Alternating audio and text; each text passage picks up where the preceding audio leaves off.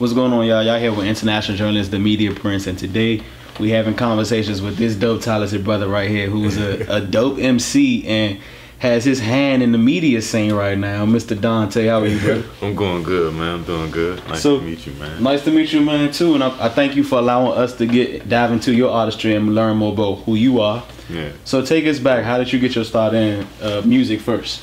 Alright, well, that should go back, like, when I first started listening to hip-hop, like, one of the first CDs I bought was, like, Bow Wow first CD. Okay, like, okay. It's funny, but, like, when you think about it, but, like, that's really, like, and I was looking at him, he all young rapping and shit, and I'm like, we the same age, I could do that, too. So, you know, I got the notepad, and I just started writing, and that was it. But, yeah, I don't know. I used to just write about anything. Like, I had content to write about, because right around that same time, like, my dad had left. Shit like that, you know what I'm saying? Going into high school. And, well, nah, going into junior high, actually, and then going into high school. So I would just write about shit I was going through, stuff like that. So other than Bow Wow, who else influenced you musically? Well, like, my main influence is, like, first, initially, it was, like, Lupe Fiasco. Like, He's dope. Yeah, he the reason I try to be, like, as lyrical as possible, because he had set the bar for me when I first started listening. And that used to be my nickname. People used to call me Lupe. Like, around my old neighborhood, like, a lot of people would call me Lupe. Like, okay. That's what they call me. And then Kendrick Lamar. Dope. You know, Jay-Z. Legend. And Drake. Okay. I hate to sound like cliche. Nah, but, you know, you look at the game right now. Those are all the winners right there. Right. So tell us, when did you start taking music seriously? Like, you, like, realize, okay, I can do this. Probably like 2013 when I first started. Like, I first like reached out to somebody and paid for some studio time and went and recorded some music. Was like 2013 around my neighborhood. We was in this basement. You know, it wasn't really like the best kind of quality or whatever. But after that, that's when I really like was like, okay, I see what I got to do now. And then ever since then, every summer after that, I dropped the EP, mixtape, and then just got better every time, linked up with better producers every time. Okay. But I think you could say I'm still getting started now, though. Like, I'm still just getting started, because there's so much more that I haven't even tapped into, like PR or like, you know, shit like that. But you're definitely coming a long way thus far, brother. So, of course, you mentioned earlier with Lupe, he made you, you know, test your pen. Made you, how important was that coming in the game that you made sure that your lyrical content was superb? That's like my main, that's like the niche of my music. That's like the content of my music. Because the hip hop that I fell in love with, that I started listening to, like, you had to be nice. You actually had to have bars to really even be considered something that was worthy to sign. Like, you know, like, Jadakiss and like, I don't know, I don't want to start listening. I don't want to start going there, but like, you know what I mean? Like, you really had to be nice. So in my mind, these was the dudes I was competing with. If I was going to be a part of hip hop at this time, I had to be on some type of level where they was at. So, so that was kind of like just the motivation. And then Lupe, when I found out about Lupe, I started listening to like his mixtapes and stuff. And he would do shit like, he would like do a double entendre and like stack, the way he stacked his syllables, like his wordplay, like he'd really play around with that metaphorical wordplay. And it was interesting to me, and I used to try to like mimic that and stuff like that, so you know. Okay, so do you find it hard to try to balance, of course, that hardcore hip hop with lyricism and mixing it with today's like trappish type fun bop music? I wouldn't say I find it difficult, cause I'm versatile. Okay. I'm versatile. So but I did learn that I had to like accommodate to that trap kind of style type music. Like, when I first started off, like probably like my first couple projects was like heavy lyrical. It wouldn't even be no hooks on most of the songs, like just straight bars. And then I started realizing like that's not what the general audience is gravitating to. They want something that they could play back or something that they gonna remember, something with a catchy hook to it. So I balance it out though. Like I got like my EPs are more like the trap kind of turn up feels to it, and then my mixtapes are more like thought out projects with content in them and stuff like that. Okay. So I keep a little balance going on. Okay, I like that. So what's your creative process like? That's real random for me. Like it always happens on time, but it's never like planned. Like I don't know. Like graduating high school was the reason I wrote "Sacrifices of the Slow Grind," one of my mixtapes, or people realizing that people really didn't appreciate lyricism anymore. Right. Made me write Thoughts from the Back Seat. Like it'd just be random stuff that it hit me, and then it'd be like, all right, over the next course of these months or whatever, I'm gonna start this the project I'm working on. That's the focus of it.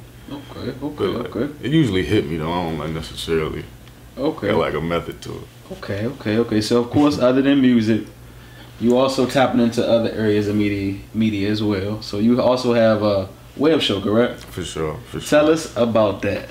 All right, so I ain't gonna make it a long story. Mass comm major, wanted to do the mass comm thing. Shout out to comm majors. You know, shout out to all the mass comm majors, man. I wanted to be a radio personality, but had some issues going on with that. I gotta wait some time before I could really like do that the way that I want to do that. So in the meantime, I started up a podcast at first, and wasn't really getting a lot of listeners. And then a lot of people was just like, yo, you should do a web show, because you always want, like a lot of people follow me on social media. Apparently I'm funny. You know what I'm saying? People think I'm a funny guy. But people always would comment on my snaps like, yo, you should do a web show. So I took the podcast and my Snapchat and merged it into one. Put it together, man, made a web show. And the feedback is, I'm loving the feedback. People really telling me they're enjoying it. Yeah, it's dope. It's definitely dope. So with the web show, do you think it's gonna be an issue trying to find that balance between music and that? I don't know. I'm working on it. I just take it one day at a time. Yeah. Man. Like, cause I'm working on songs now. I'm waiting to get some songs back from a producer. But every day I'm constantly thinking about what's gonna be on the show in the next 2 weeks on that Tuesday. So it's just like, I don't know. It's just prioritizing, time management, think about what's more important. But I ain't gonna lie to you, I am a little bit more focused on the web show right now than I am the music. But it's nothing to hop in the booth and drop 4 songs in 3 hours, like, you know what I mean, and give you a whole situation. So it don't matter, like, so balance it up. So for the people that's watching you, they liking how you move, and they wanna, do certain things just like you. Like I'm saying, not saying just exactly like you, but they wanna move in your route. What advice would you have for them? Just make sure that it's what you love to do. Like, if you got a show or whatever it is that you pushing on your show, like, just make sure it's something that you could get up and talk about every day. Like, cause that way you will enjoy doing it. Like I don't know, like that's why I do it. Like. So what's coming up next for both Don Tae the artist and Don Tae the media personality?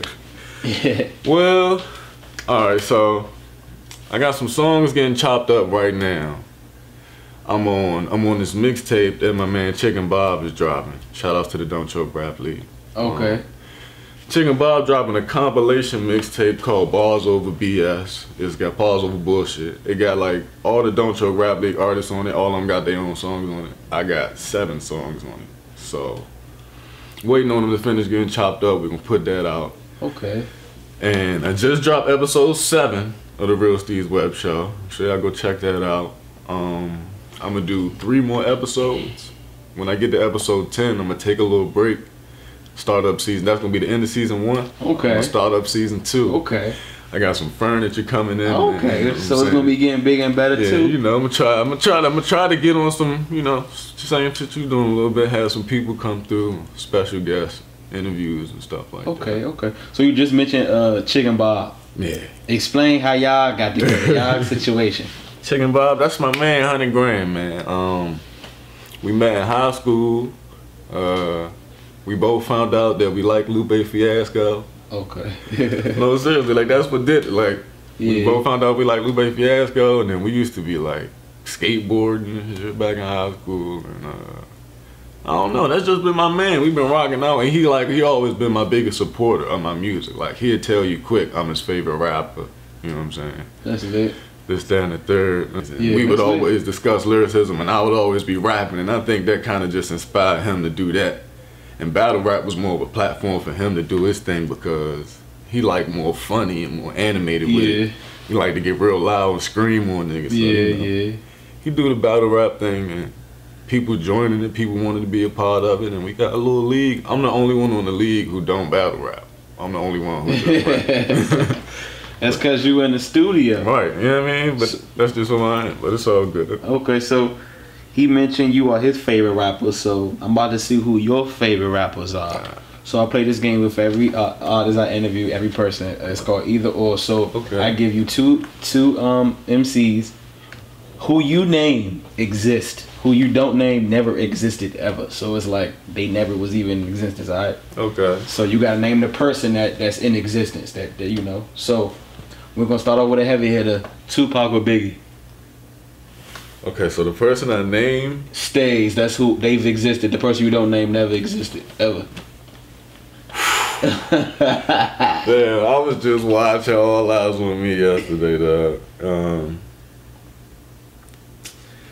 Damn. Damn. Tupac. Okay, Tupac. Can I explain that a little bit? Go ahead. Because I like Biggie, like lyrically, I ain't gonna hold y'all. Like, I like Biggie over Tupac. I'm one of them kind of guys, and that's a whole nother argument. But like, as far as hip hop and the whole culture goes, Tupac did so much. Like, and Biggie had his life taken from him early, but who knows what he could have done. But Tupac was doing so much. So if I had to choose who was here and who wasn't, we need Tupac, man. So let's do Nas or Jay-Z. Oh, easy. Okay. Easy. J. Cole or Eminem? Damn, I'm gonna upset somebody. Yeah. Okay. So Lupe Fiasco or Kendrick Lamar? You killing me, bro. You killing me. Damn. I can't do that to my man. Lupe Fiasco. Alright. Drake or Common? Jersey. Okay. So let's do the women. Let's do the, of course, the hottest one. Nicki or Remy Ma? Remy. Okay. Let's do Lil' Kim or Trina? Kim. Okay. Left Out or Missy Elliott? Missy. Eve or Foxy Brown? Eve. Okay. So you see, that wasn't hard. You did it. Nah, it wasn't. It got easy. You stopped me off. That Drake and Kendrick and Hove and Drake and Kendrick and Biggie and Pac. That was. Yeah, that's how I get them. So let them know where they can follow you at and get all your stuff. I got 2 Instagrams. My personal page is I Need a Flick. Like, you know, when you fly and you tell your man, like, bro, I need a flick real quick. You know what I'm saying? Follow me on Instagram at I Need a Flick. And then my rap page is Dante.DCRL. Don't Choke Rap League. You know what I'm saying? So Dante.DCRL. That's the rap page. Twitter, Mugga Faison. That's my Philly name. It's a little weird, but that's the Twitter name. SoundCloud and Dat Piff. That's where all the music is. That's where all the EPs and all the mixtapes. All 3 EPs, all 4 mixtapes, 57 tracks. They all on Dat Piff and SoundCloud. 57 tracks. I counted that shit like 3 months ago. Like, and that's why I be saying it heavy now. Like, I really got 57 tracks. Yeah. You know what I mean? But so you already hit the payment, right? But yeah, search that DON space TAE. You know what I'm saying? You know the face. You're going to see me on the covers. And there you have it. There you go, man. This was Conversations with Don Tae. This was shot by MLB. I'm the Media Prince. We are out. You already know, man.